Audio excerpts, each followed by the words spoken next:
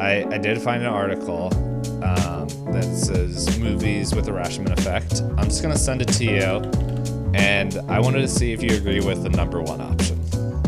Number one? Yeah, it's something I've watched. Hey everyone, welcome to another episode of Pointless Discourse with myself, Hoppocalypse, and Itisdpayne. Hello. I was trying to think of something fun to say, but I couldn't. You couldn't think of anything unreliable to share with us? What about that email we got? Oh, that was something I literally was saving, but then my phone got rid of the notification. It's because I opened it. Oh, is that why? Probably. I can read it this time. Yeah, go ahead. Alright, so in case you guys haven't picked it up from the title, we've watched a movie about unreliable narrators and a bunch of unreliable characters. And almost as if on brand, we got an email today that kind of fits that. I know, what was it, 2 weeks ago, Itisdpayne, you shared about the email we got about being the number one search for legendary directors. Mm-hmm. Turns out, on Apple Podcasts, according to this email we got, this is our top 3 ranking searches. Alternative history. Don't know why we're there. Yeah.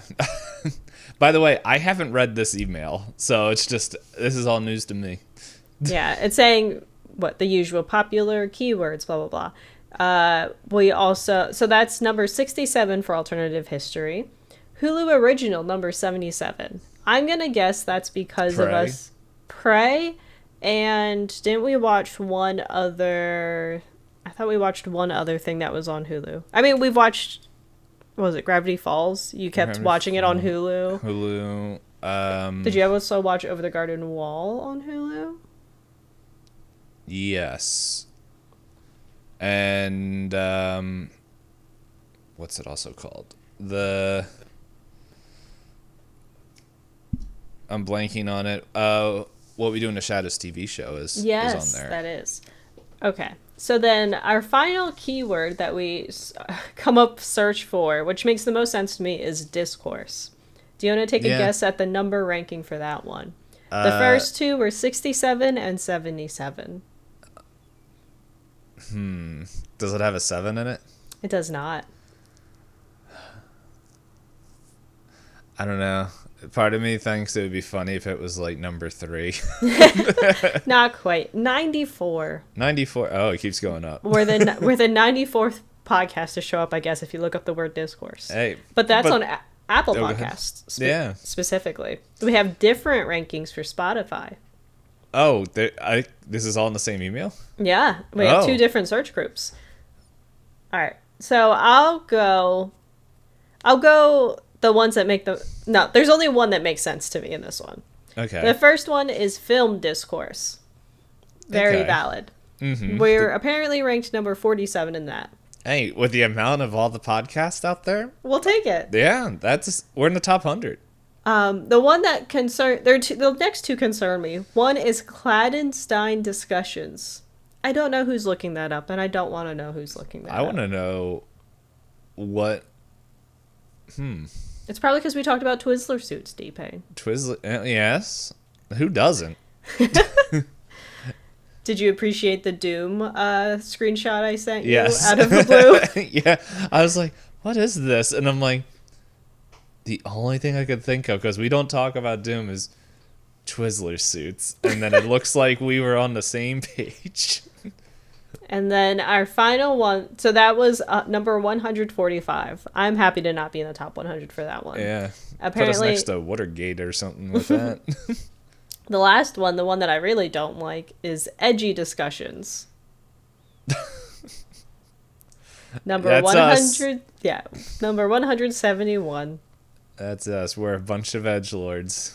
Yeah, so I guess we can take that information as we want, and I take it that they're lying to us.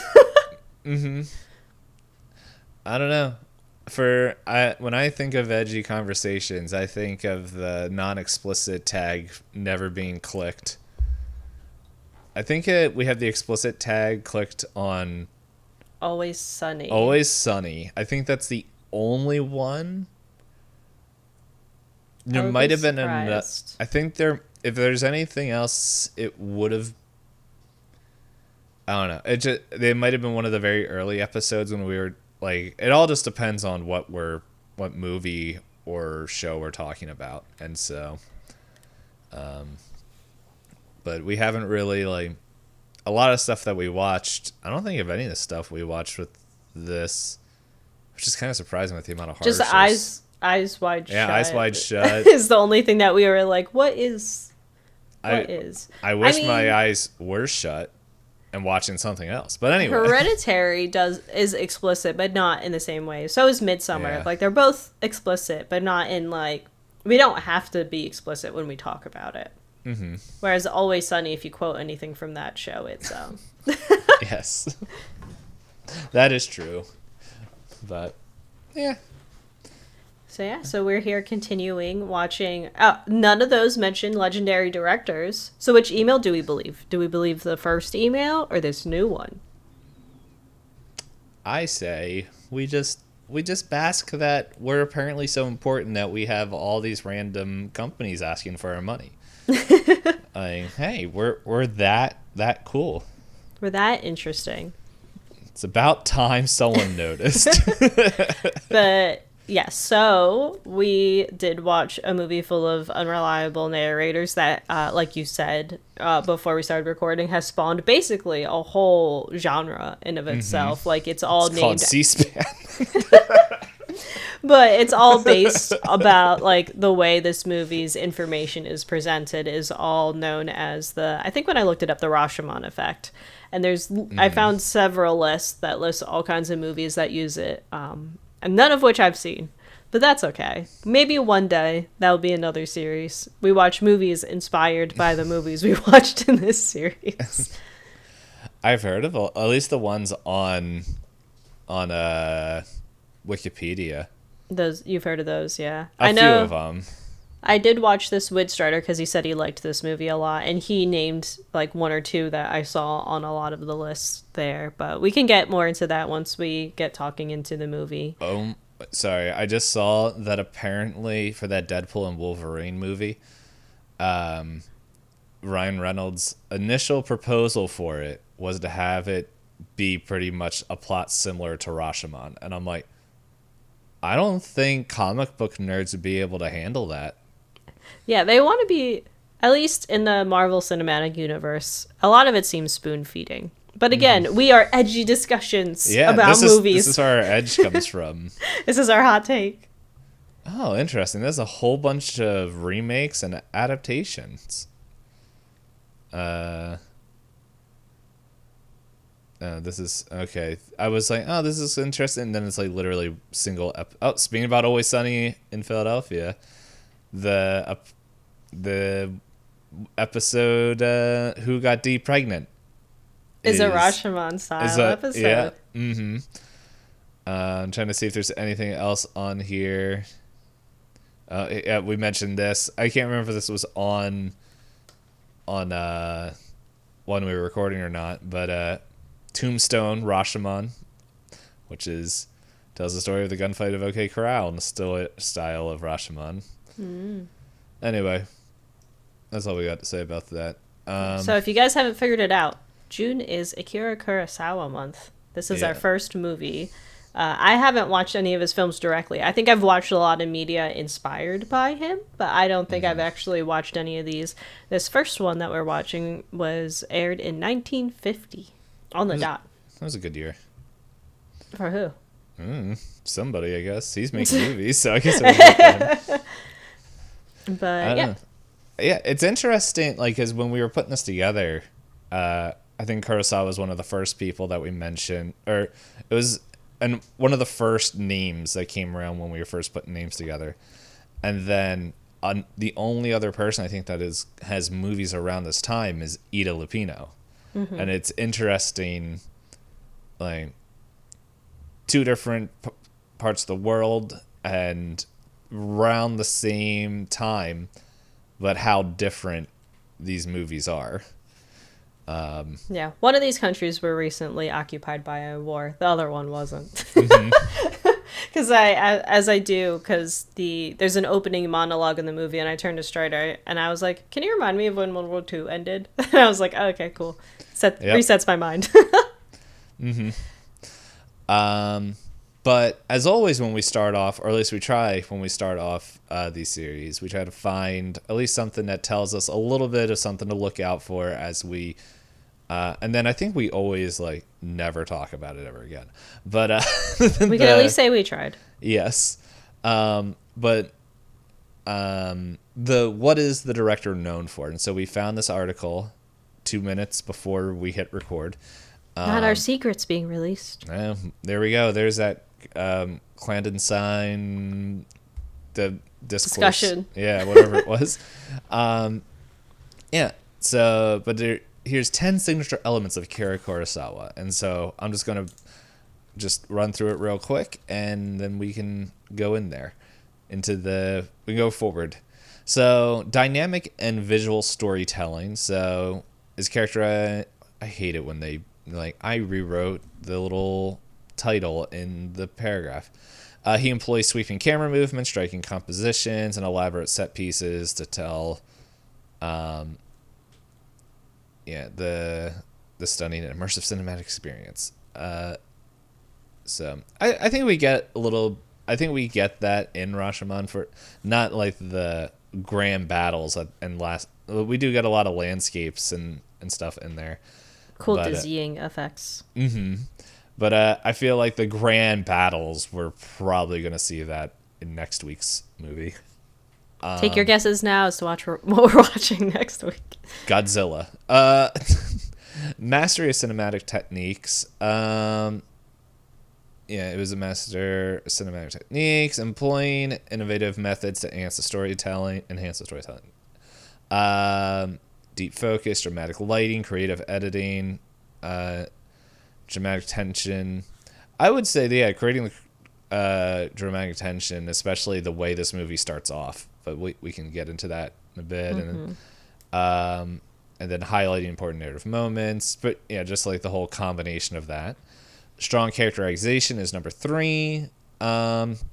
His characters are deeply layered and complex with motivation, flaws, and internal conflicts, which... Yes. That's this whole movie. And then exploration of moral dilemmas. I don't feel like I need to read that because that we see it in this movie, and I'm pretty sure we'll see it in there. Let's see. The last line is he explores themes of honor, duty, justice, and the human condition. Yes. Collaboration with Toshiro Mifune. I don't know if I'm pronouncing that name right. Pretty much, let's see. Dynamic and charismatic performance. Okay, so I guess he's an actor. I don't know if I have the IMDb up, but I can see. But yeah, so it looks like he's... yes, he's in this movie. He's, I think he's the bandit guy. Yes, he is. So, which, hey, it's always neat. I know there's a couple directors that I think that know that they liked working with certain people. Let's see. Influence from Japanese tradition. He drew inspiration from traditional Japanese theater, literature, and art forms, infusing his films with cultural richness and a sense of authenticity. Number 7, the Rashomon effect. Excuse me. Which we're going to be talking about that. So, because that's literally what we're watching. Symbolism and allegory. Also incorporate symbolism and allegory to convey deeper meaning and themes. Visual metaphors, returning motifs, symbolic imagery to enrich his narratives. Here we go. Whether it's rain symbolizing cleansing or the wind representing change. It's all part of that. Humanism and empathy are also key parts of his My brain's dying filmmaking style. Showing their struggles and triumphs and everything in between. And the last one, epic battle sequences, which I feel like I don't need to read that. That seems pretty self-explanatory. That's a next week one. Yeah. Yeah, we there was an epic battle, depending on whose story you're following. Maybe. In any case, so we definitely got a lot of those flavors of directorial choices and themes in Rashomon. But are you ready to roll some dice so we can start talking about the summary of the movie to people? Yeah, I was just wondering if this was his first movie. I was trying to scroll through IMDb and it didn't show me. Let me see what I can. Not IMDb, Wikipedia. There we go. I'm on his IMDb. Director. No, it is not. This is 1, 2, 3, 4, 5, 6, 7, 8, 9, 10, 11, 12th movie. Okay. Because he goes back in 1943. Yeah. Interesting. So he was doing this before World War II and then during World War II. Yeah. When I made up the list, I was like, what are his most famous? And then, Yep. Oh, I would have done the same thing. Yeah. Anyway. So you're ready for dice? Yes, I found my die. I was like, it's this black die, and it was in the shadows. But I'm rolling. If you guys are wondering why we're rolling, well, it's to let everyone know that Hop is going first to explain the synopsis of the movie. Don't worry, I accidentally rolled a d20. Let me roll the actual d12, so that I'm not a cheater. Oh, it is me. I rolled a 12. Yeah, I rolled a 1. So yes, so we rolled the list. We rolled 12-sided dice because we are watching. Yes, I'm ahead of the game. But yeah, we rolled 12-sided dice since we were watching 12 directors throughout the year of 2025. This is our June, our 6th director, 6th month into the year. And we just do a quick summary, no spoilers, have a couple questions to discuss if you kind of see if you want to get a vibe to see if you want to watch the movie. And then we go to Spoiler Town, and we will warn you, even though this movie is 75 years old. Yeah, it's funny how there's movies that are that old and are still better than stuff coming out now. But a classic's a classic. Yeah, but I'm pretty sure not every it's just like, man, they made movies better back then. It's like, no, I'm pretty sure they made crap back then as well. Yeah, just some things get remembered more than others. But in any case, so we have Rashomon, where the movie opens in a temple that clearly looks like it's been burnt down. It's barely held together, and there's a terrible monsoon happening. And we see as a stranger walks up to two very sullen-looking guys and is like, well, what's going on here? And he's basically just trying to get out of the rain. And one of the two guys explains that he's a woodcutter and he has a story to share about having to go to court. And it begins unraveling this story where we try and understand what the truth is, because we have basically 4 to 5 different perspectives all layering on top of each other. Some of the truths be lining up well, others coming out as blatant lies. And a lot of it is being told as third-person accounts, because we have the woodcutter who's present and also a priest who's present, who are sharing the stories of other testimonies that they saw while giving their own testimonies. So it's a very interesting look at how unreliable things are, especially painted with your own lens, and how your bias on looking on other people can color your bias for how their story is told. Anything else that doesn't get spoilery? The only thing I could think of is, if this was the only movie you watched by this director, would you watch the rest of their catalog? Yes. I love a messy story, and this one was definitely messy. How about you? Yeah, no, I can see why this was, it is traversed over the decades. I was like,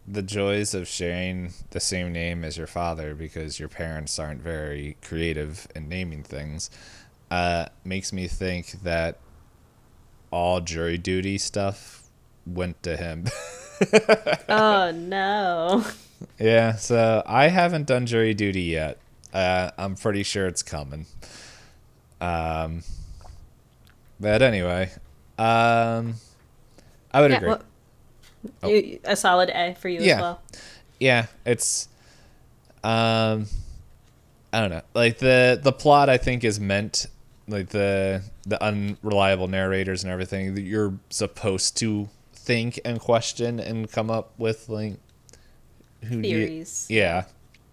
But at the same time, it's like um, it was so influential. It was just like you don't make a movie with a subpar plot and make it a Its own inspire genre. your Yeah. own genre and inspire like all this other media. All the way up to even recent years. Like Hmm. I haven't read the book Gone Girl, but I did see it on a few lists as being one inspired with the type of Okay, storytelling. I could see that. I watched the movie. I don't know how Okay. close the movie is to the book. I heard there's stuff in the book that definitely didn't make the cut, and when I hear about it, I'm like, yeah, makes sense. um, but yeah, I could see elements of that. Um, and then I guess the final question is, how likely would you recommend this movie to others? Yes. I think even if like you're not necessarily a person that like I have people in different book clubs that don't love when things are kind of left on a cliffhanger. I think this one is still done in a way that's satisfying enough that like if you like you, I know you like to do the description of watching it with a group of friends. I think watching it with a group of friends would be fantastic because you guys could like almost like football. Like, what was that? What happened? And then all have that discussion afterwards where you're like, wait, if that happened, then does that mean this happened? But then that doesn't make sense why this would happen. So Hmm. I think it would be a fun viewing experience. And now I'm just sitting here wondering, did we ever watch a sports movie for any of our shows? Because The I'm like, I don't watch football. I think the only sports movie that I know I've watched and can remember is like Remember the Titans. I That's knew like I knew that's what it was gonna be. all It's throughout grade school it was, it's "Hey guys, the teacher's out sick. What do you want to watch? Remember the Titans." it's like we're gonna teach you about racism. Put on Remember the Titans. um, But yes, would you recommend this movie to others? yeah. I think it's like I think we were. I can't remember if this was when we hit record. Oh yeah, because the we mentioned the Marvel. Um, I think if your opinion that Marvel movies are the pinnacle of cinema, you might have a rough time watching this, but I think it's good for you to watch it and sit in the unknown. I think a good description of recommending this movie to others, I would say, "Hey, do you love gossip?" And they're like, "Yeah, of course I love Hmm. gossip." And it's like, "All right, let's watch this." And they're like, it really is like the pinnacle of gossip because you have everyone yapping at each other and you're like, none of this makes sense. Just like real people. Hmm. And yeah, so I definitely would recommend it. I know some people would probably have a hard time with it being in black and white, and the fact of it being older, like the sound balance isn't perfect and all that stuff. But it's I think you really only notice it in like the beginning, and then you're just at least for me, I was like, oh Yeah. okay. I couldn't tell if it was it being translated to film or if my internet service was just a little jumpy, but there were some moments where I felt like it clipped weird between scenes. But again, Hmm. it wasn't Yeah, important enough for me to be like, "Oh, yeah. Well, the other I guess another thing is like this was all done on like Film. film, yeah. And I think its transitions always crack me up, and there's the slide that just happens when what's his face, the woodcutter and the shoot, I'm blanking on his name, the priest, like when they're giving their accounts, it's just like he's talking and then it's like shunk. I remember when I was watching, like when I started dipping my toes into like first started editing video, and then I watched A New Hope, the Star Wars one, and I'm just sitting there and I'm like, wait a second, that's a transition. I was like, that's not even like a creative transition. That's just another sliding thing. And so I don't know. It's one of those things that always cracks me up when I see it. But yeah, it's the age of that would make I guess the smoothness and the cleanness of the editing style of today does not detract from the storytelling. So I think it's definitely worth watching and getting a little bit of cinema history. But with that, are we ready to go into Spoiler Town? Yeah, I just liked this GIF. It's a very smooth transition, all things considered, compared to like what we were talking about with other transitions during the storytelling.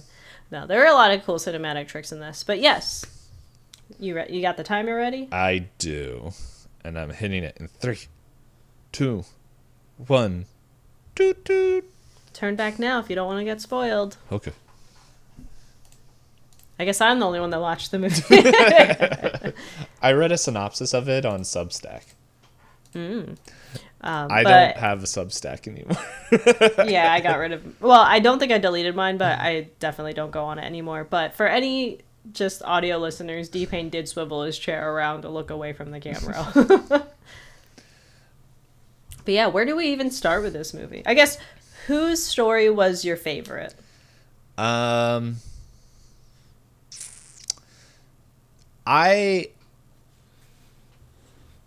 think the one, okay, so real quick, let's remember all the stories. Does it have it here? We have the IMDb hints at, it has a quick description. It says that there are perspectives from the bandit, the bride, the samurai's ghost, and the woodcutter. the woodcutter. Okay. And the woodcutter technically has 2 versions. Yes. The woodcutter starts and ends. Let's see.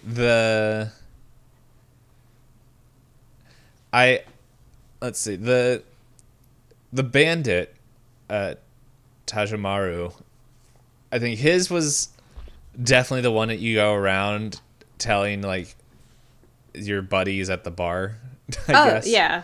And it's just like, look, this is how great I was, blah, blah, blah. And then I chased her off. And then... She was so fierce, and she was... and we had a duel. And it was like... But it was all with an honor and everything. And it's just like, okay. Okay, Mr. Bandit. Yeah. I was like...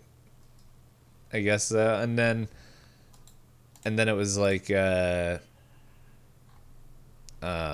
wife... She was, yeah, her version's next, and then it's just like the overarching, like I think hers kind of takes a start after the rape. I think that's when her story starts, if I remember correctly. Yeah, she goes, my honor's been taken from me. And then he announced who he was. And then the medium, the samurai through the medium, which I thought like that setup was cool. I also thought like the distortion that they put on his voice and what he was telling and having her speak it. Yeah. Yeah. But like him,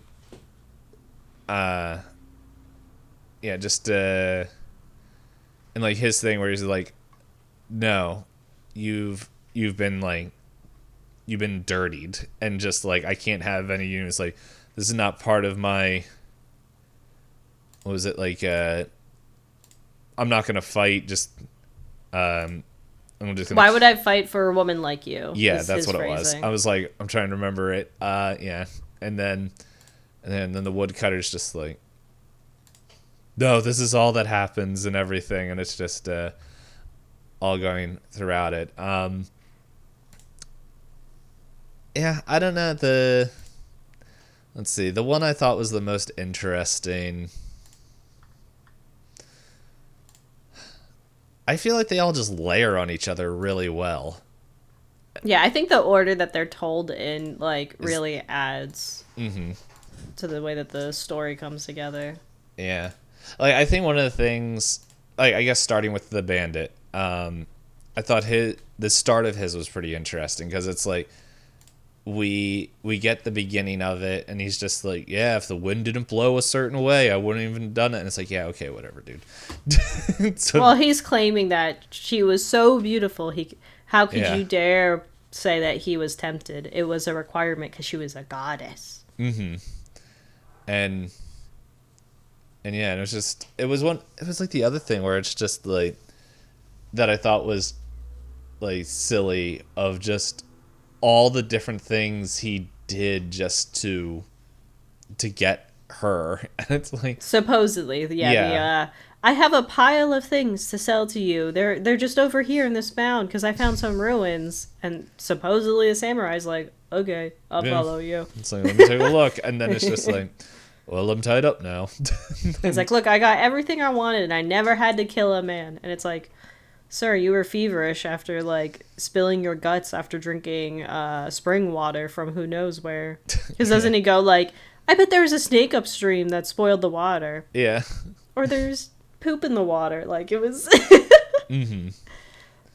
Yeah, and it's like he got captured and he's just like, I will not tell a lie. I'll tell you exactly how it is. I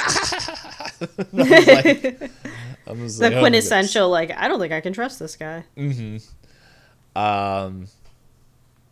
yeah, it was just like everything in his story was to make him look better, which is just like, it's like, oh yes, I was so smart that I tricked the samurai, which I guess in some sense he did at some point, like whether no matter For how him he to did be it. tied up, likely, yeah. Yes, so he did something underhanded to do that, and then it was just like, oh, and then brought his wife over to go, and it's just like, she's like, oh, she was so fierce, but it's just like, I subdued her, and like all that stuff. Like pretty much like he was like, she was into it. Like that's not what he says, but it's just like the body He's like, language. she wanted to marry me afterwards. It's Yeah. like, okay, bud. Yeah, it's like, all right, I know things changed during the time, but it's like, don't think so. And then it was like, but I can't have two men who knew me. So he's like, I could have killed him there, but we had decided to have a duel. And like, he's like, he was a good fight, but what was that? We crossed blades 23 times, but I had to put an end to it. Yeah, I've never had anybody cross blades so much.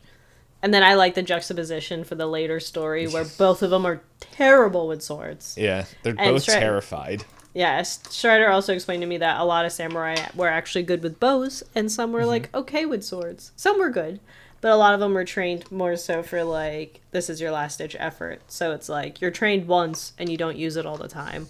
Yeah. So watching the two of them fumble and go like, did I poke him? Did I get him? Yeah.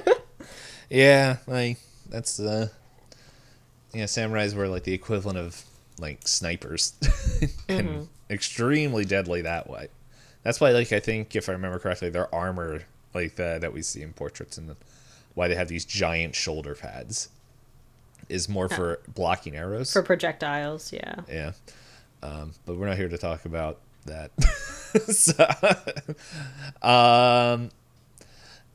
Yeah, he doesn't have any armor in this. He wasn't expecting to run into anything. He also, like, at least in the Bandits version, was at least a little bit suspicious of him, but was like, he's asleep, I guess. I'll just, like, ignore him. Yeah. And it's, like, definitely, like, the first two, like, in that first story, like, I feel like you're supposed to feel bad for the samurai, because it's just like, he's like, yeah, well, I was the better swordsman, and his wife no longer wanted him because she begged to go with me. And it's like, okay, things aren't lining up, but it's like, I kind of feel a little bit bad for the samurai, because, you know what, I realized who I was rooting for. That random dude that's just like, I don't care if it's a truth or a lie, I just want a good story, as he's like ripping stuff up. He was just there for a good time. He was like, it's raining a lot.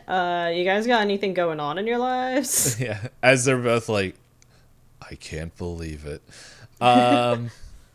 So, but yeah, it was, and then, like, we had that, and then in Tajimaru, or the bandits side of the story, like, he's there the whole time, and he's like, he chases after her and all that stuff, and yeah, and everything. But then when the wife story, which, yeah, they say that shit, the police found her, and she's like has been there the whole time, or something like that. But I don't know. I don't want to like keep talking over this. No, I was just asking like which one your favorite overall was, because I would say my favorite was not the wife's, but the I kind of like really enjoyed the medium's take on the story, because that's another version where you're like, I guess I feel bad for the samurai, but also why would he like stab himself in the chest? It's a choice. But I did like the way that we have I think I liked, I guess the way I'll put it is the way that the wife's story builds more than the others. Because you have the bandit who makes her out to be like, she fought as hard as she could, and she realized that I was the one for her, and then she told me to like take care of things honorably.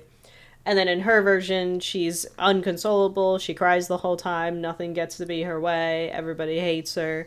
And then you have the medium's version where she's mean and ruthless and evil. And you're like, which one of these is true?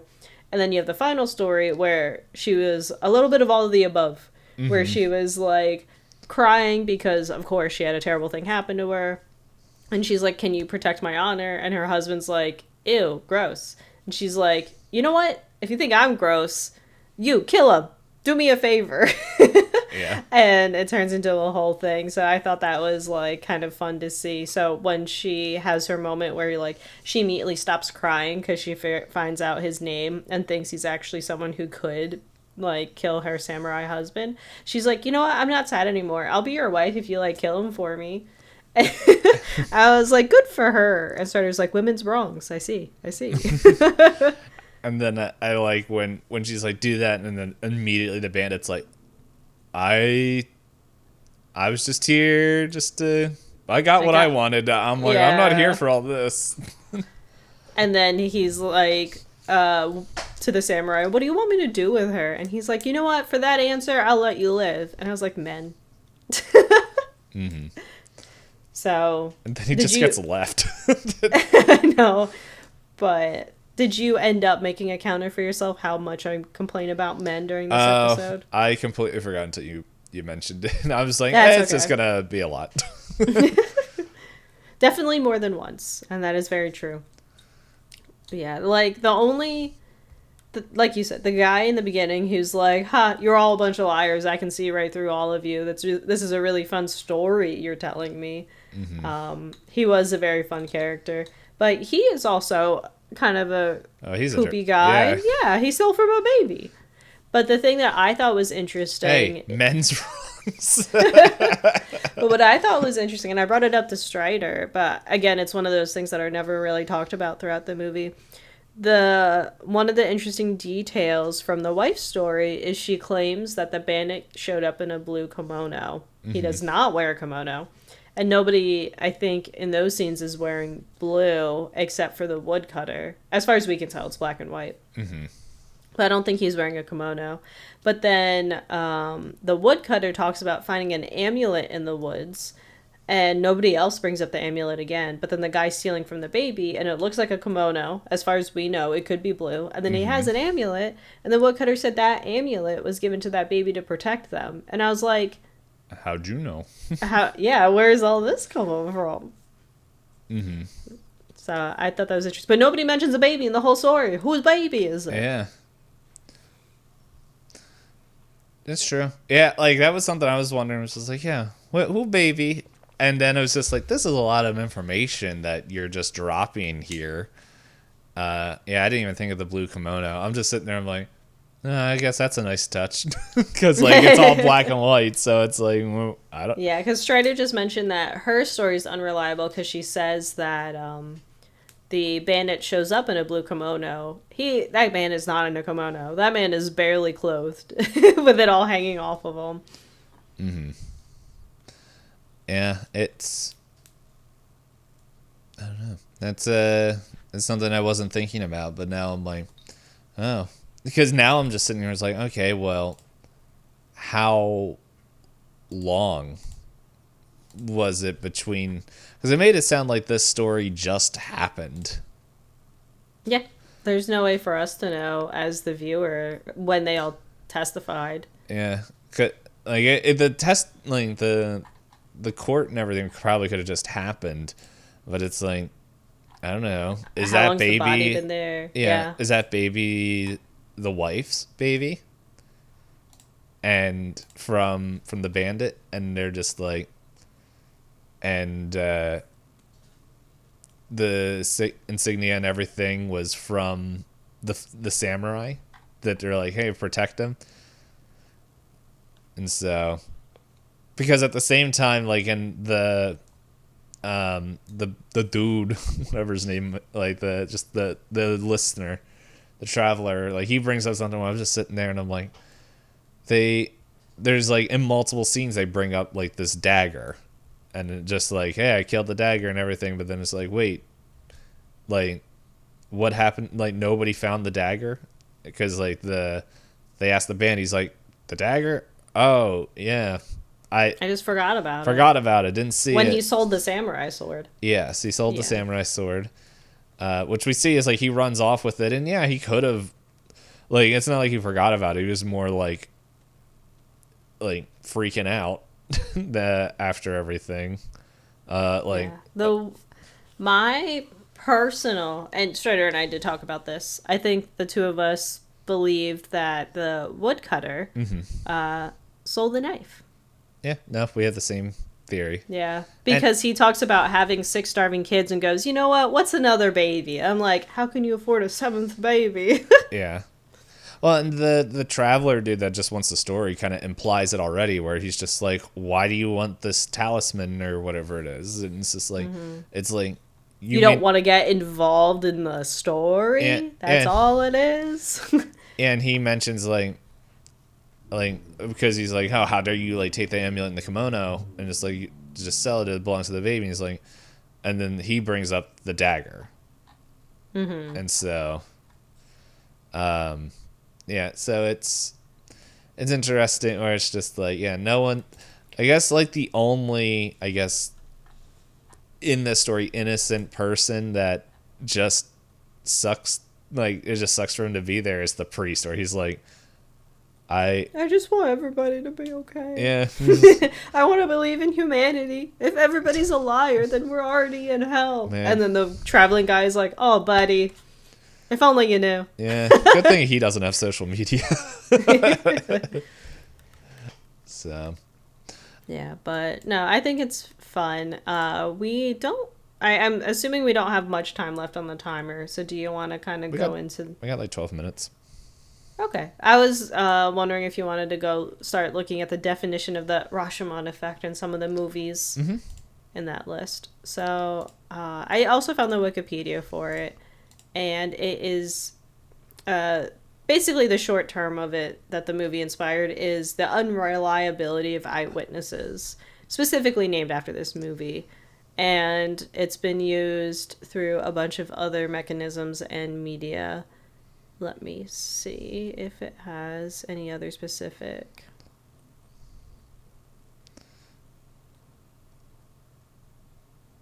Okay, this is just a list of some movies, but these aren't the ones. This is the Wikipedia is okay. Yeah. I found another website, and I saw some of these movies across other lists. Gone Girl is listed, and you said you can see that from what you remember of it. Apparently, there's another movie called Hero that has a 94% on Rotten Tomatoes, and this doesn't take me to a link of that movie. Wow. What is the point of this website? And then another one that I saw on a lot of lists is called Predestination, which is also rated well. The one that Strider mentioned is The Usual Suspects. Also, keep in mind, I haven't seen any of these. I'm just reading off a list. Handmaiden, which is apparently, I think that's also based off a book. And if I remember correctly, I think in the introduction to Rashomon, it says it's based off of a book as well. Based off a book. Yeah, it's I saw it in the wiki. It's based off of In a Grove by Rinosuke Akutagawa. Don't know if I'm pronouncing that right, but I clicked on the Wikipedia and it's very similar, which nothing wrong with that. But it's ranked as one of the 10 best Asian novels of all time. Oh, okay. But yeah, so I found another article that talks about Hero. It's a big budget movie out of Hong Kong, I believe it says. Yep, it has Jet Li. I know this movie. Have you seen it? Parts of it. It was on TV once when I watched it. I believe it has Jet Li in it.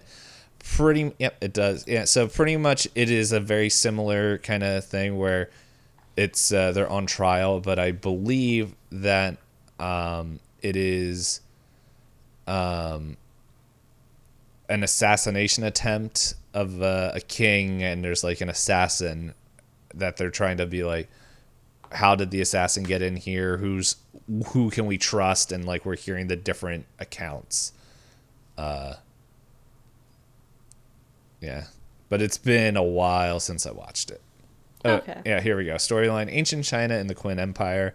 The Qin Empire is out to conquer 6 kingdoms. It makes a king the target for assassination. However, one man single-handedly ensured the safety of the king by killing 3 of the most notorious assassins in the land. Treated as a hero, he's summoned for audience of the king, and that didn't tell me everything. Okay, that was somebody else writing it. Okay, and then the synopsis gets a lot bigger. But yeah, so I think it's him, somebody telling different stories of his travels and all that. Okay. Yeah, I found another IMDb that has a list that says like films with a Rashomon effect, but of course this is user submitted. Yeah. But the user did include like descriptions and things like that. So it says for ones that we haven't talked. Oh, I mentioned The Handmaiden. That one, it says that it uses multiple unreliable narrators given different versions of events and also has a vague ending.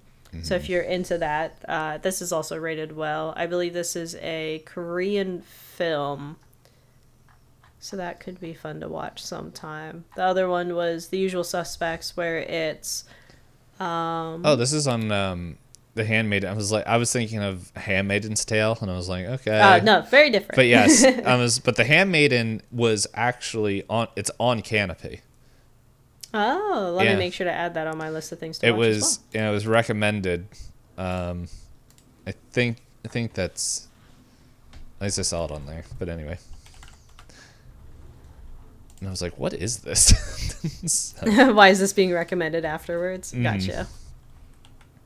Now it makes a lot more sense. Because I'm gonna forget if I don't do it now. But yeah, so it's kind of neat to see, and a lot of these movies, like we said, most of them are from like 2000 on that we've referenced, right? Like Handmaiden's 2016. I think Gone Girl's 2014. Usual Suspects is 95. Heroes 2002. Yeah. So a lot of them, even though inspired, are like way way later than when the movie initially came out, which is cool to see. Because I feel like the only other director that people say that they're inspired by a lot that we've watched was Kubrick. But I don't know, like the movies that I feel like got inspired by Kubrick just try and do his film, like his visuals, and I feel like don't really take a lot of like his particular like script stuff. But it sounds like a lot of movies were like, wow, Rashomon's a really cool story and can be adapted a lot of ways, and people found a lot of ways to do it. I did find an article that says movies with the Rashomon effect. I'm just gonna send it to you, and I wanted to see if you agree with the number one option. Number one. Yeah, it's something I've watched. It's is okay. One. I did see people listing Hoodwinked, and I think that's very funny. Oh, I saw this article. Cheaters!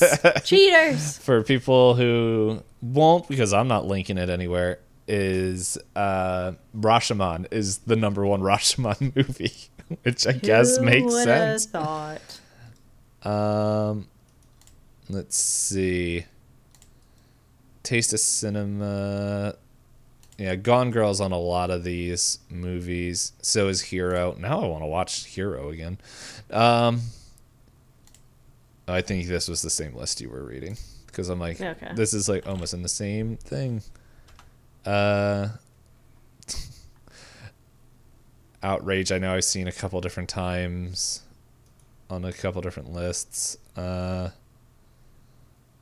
here we go on Letterboxd. Oh, never mind, it's the seen 10 movies. So anyway, I'm pretty sure there's other movies on here. Okay, this one's a little bit bigger. It's also outside of America. I say a little bit bigger, but it's not super big of a list, and half of the titles I can't read because they're in another language. Anyway, this is a neat I think the Rashomon effect, like, before watching this movie, I was like, I think some you know what, thinking about it and pulling in a little bit of Taika, What We Do in the Shadows could very easily be just a version of the Rashomon effect, because it's like all we have are these vampires telling stories of their past, like the TV show and the movie, but there's no like actual basis for it. It's all just like, we just got to trust Opinion. what they're saying, like Matthew Barry and his character Natasha and Naja and Laszlo. Like, I think that's a good example, because like one of them will say a story and it's just like, no, what really happened was this. It's just like, yeah, I think the only reason it doesn't really make the full effect is that us as the viewers got to see the situation and then watch them both tell it wrong, but we know the truth. So that's the only difference. Yes, but yeah, like if we didn't see it, and it's like, it's done in comedy, but it's like, oh, I wonder, like not that everything that's like an unreliable narrator is a Rashomon effect, but I guess it's a flavor of it. Yeah, it's definitely not far off. But it is kind of cool to have the basis, because kind of like you said, you're going to rewatch Hero now knowing what you know after watching this to see how the elements play. Now, I feel like if I watch any other movies and they have like different narrators like this, I'll be like, I understand. I know where this comes from. I know what the end goal of this film is going to be, and it's going to leave me confused. I saw on a list Life of Pi being one, and I could see why they would add it, but I don't think that fits. I don't think so. Because that one's just, to me, I thought of that movie more as just like a fantasy. Like, this was the kid's way of talking about big things. Like, he is unreliable, but it's not for a particular means to an end. But I had trivia open, but I accidentally closed the tab for it. Oh, okay. I have it again. Are you ready for some trivia? Yes. My favorite one is the first one that's the most upvoted. That Rashomon is often credited as the reason the Academy created the Best Foreign Film category. Hey, it's good. Like, force people to open up their explore and push their boundaries of what they know.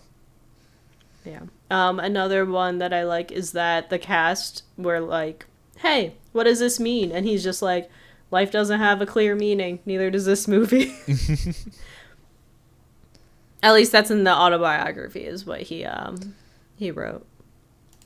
I find it funny. It's like this compared to Ghibli, where it's just like he's like, life sucks, so art makes it beautiful. And then Ito, everything scares me. So man, I'm scrolling through the IMDb as well, just seeing if there's anything. Oh, okay. This is common for now, but apparent I could see why. Akira Kurosawa often shot a scene with multiple cameras filming at the same time, which was rare for that period. And it made editing and continuity easier. I could not work on this movie. In his autobiography, Kurosawa recalled that one of the biggest problems his crew encountered while filming in the forest was that slugs kept dropping out of the trees and onto their heads, and the cast and crew had to constantly slather themselves with salt to keep slugs off. I just saw that. No, thank you.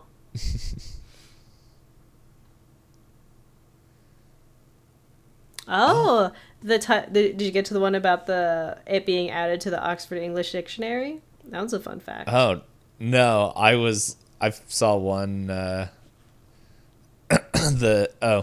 one I was we both had the same reaction of, mine is a couple above where the downpour scenes at the gate.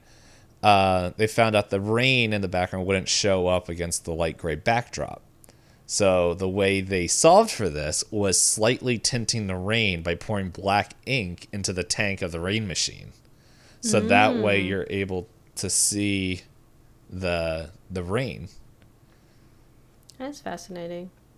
Yeah, the one that I found is the title of the film has been added to the Oxford English Dictionary, where the definition describes it as resembling or suggestive of the film Rashomon, especially in being characterized by multiple conflicting or differing interpretations. It's official. Well, there we go. Oh my goodness. So the woman who played the wife character in the movie was the last surviving member of the cast, and she died in 2019 at 95 years old. Wow. I guess her truth was the right truth. She outlived to tell everybody else.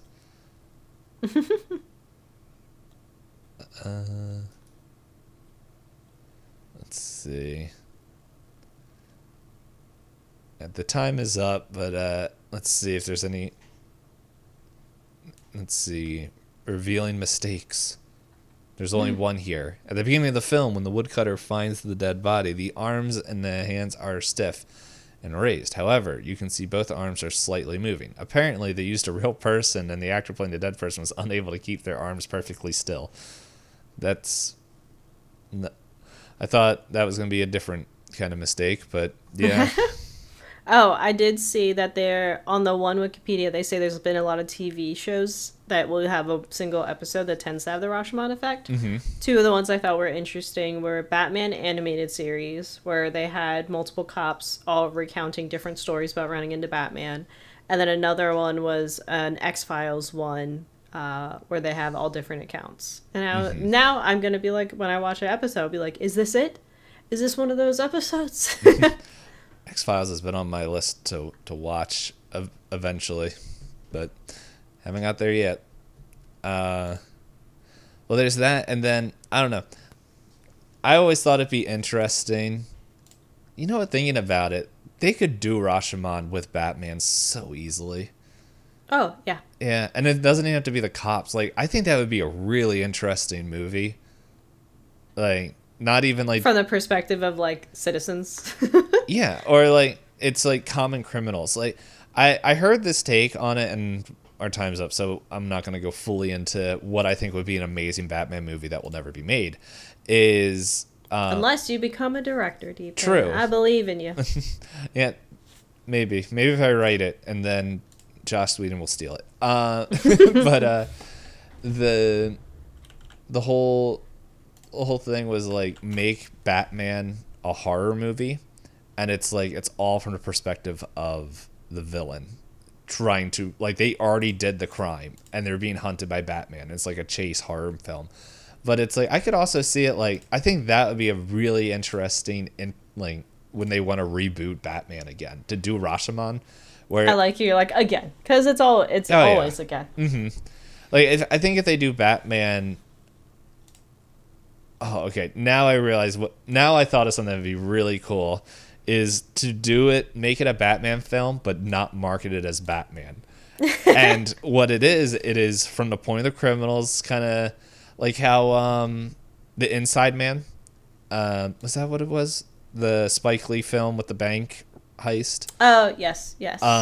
Where there's Clive this Barker and where they have the scenes of them like interrogating all the people that came out of the bank, and it's from there, it's like you can have it going on, and it's just like, okay, you splice it in between of like three or four different people. Like, they catch the burglar, they catch they have the person who is like being attacked, the like bank owner, or like whatever, it doesn't matter, and they're all telling these stories, and then it's just like it just builds up to the end where it's just like it's revealed that Batman came in and stopped it, and it's just like the first like early case of Batman. But it's like, you don't market it that as a Batman film. Just let everyone like go in and just slowly unfold it. Wait, is that a guy in a cape? Yeah. Is that? Yeah, and it's like, oh man, I think that would be really interesting. But I know it wouldn't work. Like, I know that it wouldn't work in studios' minds. So it couldn't be Batman. It would have to be. They would. Yeah, because they'd be like, well, if it's a Batman movie, if we don't put Batman on it, it's not gonna sell. And it's like, shh. Maybe that's what this whole thing is coming out to be. Is like, I just need, once I finish writing the one thing, and I'll have to just learn how to write a movie script. And just have the other things that you're working on creatively get picked up to become movies, and then once you get, and then you say, I'll only let you turn it into a movie if I get to write the script, and then it all just all the doors just open. It's a 30-year plan. But in any case, like you said, the timer's pretty much up. We have reached about an hour into the episode. If you made it this far, always appreciate you. Rashomon, all the thumbs up. Definitely recommend watching it, especially if you have a similar taste to us at all from listening to us talk about other movies. I thought you were going to say Rashomon appreciates you first. It's a gate to a temple. Hey, it appreciates you. It has babies under there. But I was going to say, Dpayne, plug yourself. Not going to let you forget. What am I plugging? Oh, the blog health blog. I was Good morning. Confused. So on YouTube, I've been pretty much, long story short, I had a health scare, and that thought of me pretty much being in shape, and I'm vlogging for the first time ever my whole journey into health stuff. So it's funny, when I said, oh, I'll have to plug it, I meant plug the podcast on the vlog, not the other way around. Look, it's all crosstalk. It is what it is. So if you want to see my round version become less round, I believe it's the description. There's links to my YouTube channel down there somewhere. So yeah, we're doing that. But to also plug, next week we're doing Seven Samurai. Woo! Short movie, long movie. Yeah. Oh, are we over under? Well, I was gonna say Rashomon was an hour and a half. Yes. Now we're going all the way to the 3.5 hour movie. Yeah. The nice thing is, it is the longest movie. The not nice thing is that there is a movie that I think that is on our list that's, I think it's about average, like a pretty long movie as well. But I read the description for that one. I'm like, ooh, this one sounds really cool. It has nothing to do with samurais. But yeah. So yeah, we'll be watching Seven Samurai. I don't know. We'll see if that fits in our normal time period, because we've been kind of going for an hour and 10. So mainly because I keep rambling. Yes, I'll make sure I'll start yawning very loudly and saying, "Man, I chugged a lot of water. We should wrap it up here, folks." Yeah, but we'll be recording that one in the morning. Details. Any poops. Thank you everyone for watching, listening, and we'll see you next time. Toodles.